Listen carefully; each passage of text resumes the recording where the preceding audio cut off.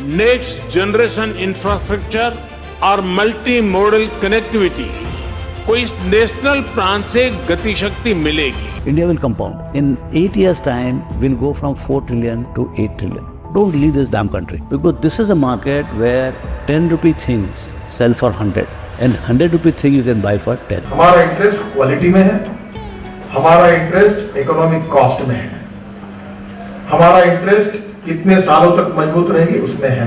Despite the controlled Raj, we grew reasonably well even in those days. We were growing at a compounded annual growth rate of about 17%. We can live not just a virtual second life, but also a parallel life where the virtual intersects with reality and the boundaries between the two grow more and more blurred.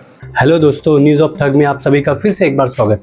जैसे one nation one law होता है, जैसे one product one district होता है, वैसे ही एक ही बात, no बकवास।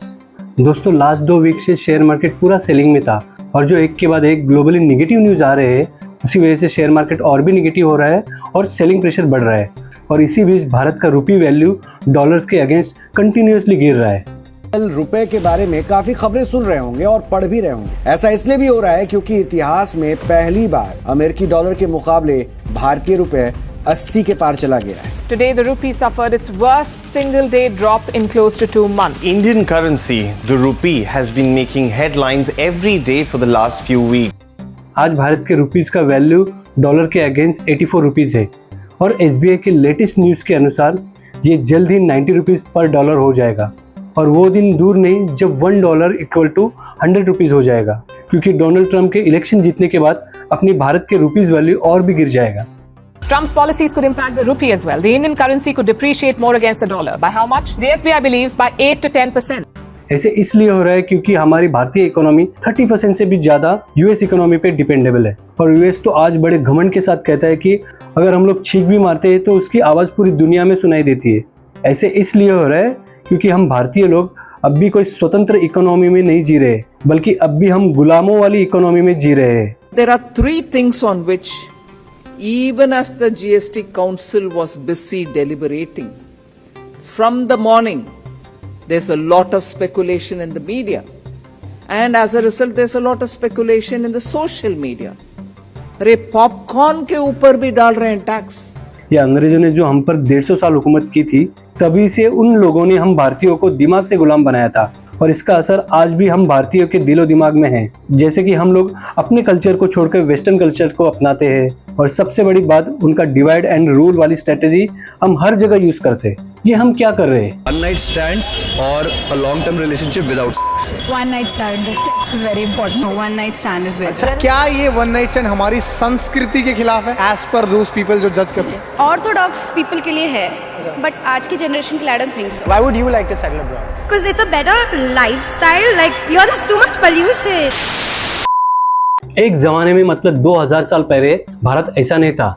भारत इकोनॉमिकली सुपर पावर था और उसे पूरी दुनिया एक सोने की चिड़िया कहा करती थी। जहाँ डाल डाल पर सोने की चिड़िया करती है बसेरा, वो भारत देश है मेरा, वो भारत देश है मेरा। हमारा देश में प्रोड्यूस किया गया हर सामान, चाहे वो मसाले हो या कपड़े हो या कलर्स हो या हीरे मोती हो, उसकी पूरी दुनिया में बहुत ज़्यादा डिमांड थी और उसके लिए भारत को मुंह मांगे दाम मिलते थे। और पूरी दुनिया तब भारत की संस्कृति, वेद पुराण, इधर के ज्योतिष, योग साधना और आयुर्वेद से बहुत ज़्यादा प्रभावित थे।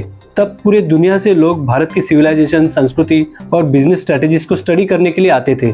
और तब भारत के हर चीज़ का डिमांड ग्लोबली इतना ज़्यादा था कि उस वक्त पूरी दुनिया से सोना चांदी देकर लोग अपने लिए भारत से चीज़ें इंपोर्ट करते थे। उस वक्त पूरे दुनिया के जीडीपी में से 34% जीडीपी अकेला भारत ही होल्ड करता था।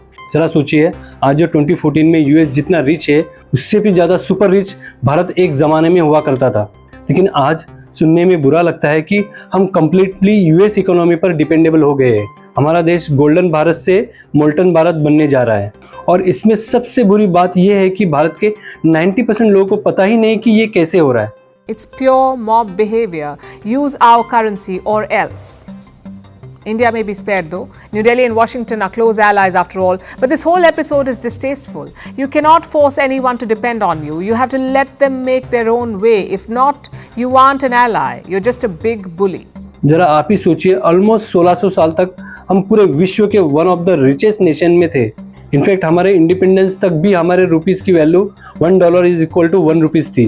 तो तब से लेकर आज 77 ईयर में हमने हमारी करेंसी को इतना कैसे गिरा दिया कि आज $1 इज इक्वल टू 84 रुपीस होने की नौबत आ गई।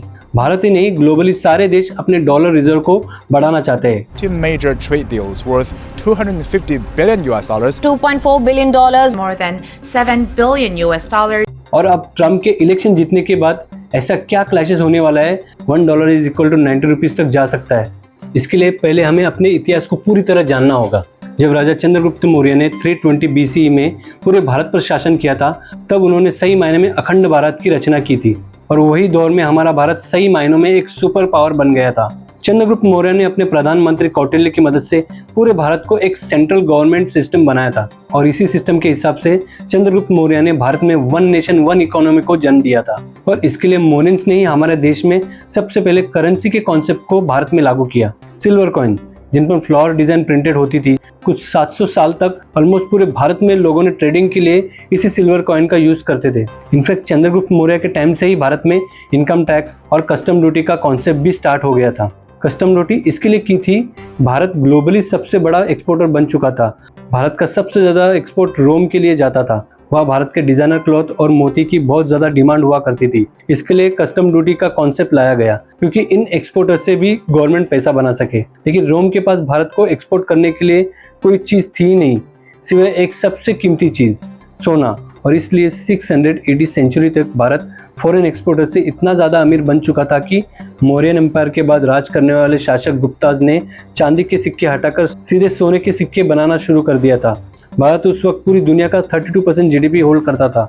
अगर आज हम US इकोनॉमी से कम्पीट करें तो वो आज 24% वर्ल्ड GDP को होल्ड करता है, हमारे मुकाबले फिर भी 8% कम। तो हम उस जमाना में मतलब 600 सेंचुरी AD तक वर्ल्ड के मेजर इकोनॉमिकल सुपर पावर बन चुके थे और ये हमने 1600 सालों तक कॉन्स्टेंटली कायम रखा। इनफैक्ट मुगलों के राज में भी भारत की इकोनॉमी 25% होल्ड करती थी। ऐसे इसलिए था कि उस वक्त भारत के हर एक कोने में कुछ न कुछ चीज़ें मैन्युफैक्चर हुआ करती थी जिसका पूरे दुनिया में बहुत ज़्यादा डिमांड था। भारत ऑलमोस्ट हर चीज़ एक्सपोर्ट करता था, कपड़ों से लेकर फर्नीचर तक, जरूरी सामान से लेकर लग्जरियस आइटम तक, सब कुछ एक्सपोर्ट करता था और इसके बदले में पूरी दुनिया भारत को सोना चांदी दिया करती थी। वैसे ही दोस्तों, अगर आज हमें इस डॉलर के अगेंस्ट अपने रुपये की वैल्यू को बढ़ाना है तो हमारे देश में इंपोर्ट से ज़्यादा एक्सपोर्ट को बढ़ाना चाहिए। इसे आज की डेट में चाइना करता है। चाइना पूरे दुनिया में अपने यहाँ बनी हुई हर एक चीज़ एक्सपोर्ट करता है और वो भी बहुत कम दामों में। उसका मैन्युफैक्चरिंग यूनिट इतना स्ट्रांग है कि वो जो भी चीज़ मैन्युफैक्चर करता है वो अपने यहाँ बहुत ही कम इन्वेस्टमेंट में बनाते हैं। इसलिए चाइना आज की डेट में ग्लोबल मैन्युफैक्चरिंग हब बना है और मेजर ग्लोबल एक्सपोर्टर भी बना है। वैसे ही दोस्तों, हमारे भारत में भी 1 नेशन 1 लॉ को लागू करके यहाँ पे भी डिफरेंट टाइप ऑफ बिजनेस और मैन्युफैक्चरिंग को बढ़ाना चाहिए और उसे ग्लोबली डिस्ट्रीब्यूट करना होगा। इसके लिए सेंट्रल गवर्नमेंट ने जैसे कुछ राज्यों को सब्सिडी दिया है, गुजरात, उत्तर प्रदेश, बिहार जैसे राज्यों को, वैसे ही भारत के सभी राज्यों को उनके ज़रूरत के हिसाब से बिजनेस और प्रोडक्शन के लिए सब्सिडी देनी चाहिए और उनके सेलिंग के लिए ग्लोबल प्लेटफॉर्म भी लाना चाहिए ताकि उसकी सही डिमांड पैदा हो और भारत में उसका प्रोडक्शन बढ़े। इसके लिए हमारे गवर्नमेंट को हर स्टेट को सही से सपोर्ट करना होगा। 1 नेशन 1 लॉ जिसे सम्राट चंद्रगुप्त मौर्य ने लागू किया था अपने भारत को बलशाली बनाने के लिए। वैसे आज के सरकार को हर एक स्टेट को सपोर्ट करना होगा 1 नेशन 1 लॉ के हिसाब से और हर एक स्टेट में लार्ज स्केल बिजनेस से लेके स्मॉल स्केल बिजनेस को इंट्रोड्यूस कराना होगा जिससे उसकी डिमांड क्रिएट हो और भारत को अपना माल भेजने के लिए ग्लोबल प्लेटफॉर्म मिले, जिससे भारत में इंपोर्ट कम हो जाएगा और एक्सपोर्ट बढ़ेगा। और उससे ये होगा कि आज जो रुपीस की वैल्यू डॉलर के सामने गिर रही है वो स्टेबल हो जाएगी और इससे भारत में नई नई कंपनी सेटअप होंगी, भारत में एंटरप्रेन्योरशिप और जॉब क्रिएशन भी बढ़ेगा और इससे आज के यूथ की बहुत बड़ी जॉब की समस्या हल हो जाएगी। अगर हमें भारत की इकोनॉमी को US, चाइना, सिंगापुर, जापान जैसे डेवलप नेशन की तरह करना है तो कोई इम्पॉसिबल बात नहीं है।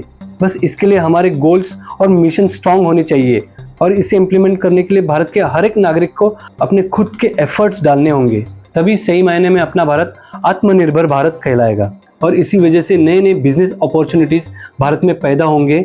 भारत की बनाए हर एक चीज़ ग्लोबली फेमस होगी। इससे भारत के इकोनॉमी में और जीडीपी में धीरे धीरे बूम आ जाएगा और भारत फिर से दुनिया का सुपर पावर बन जाएगा। जय हिंद, जय भारत।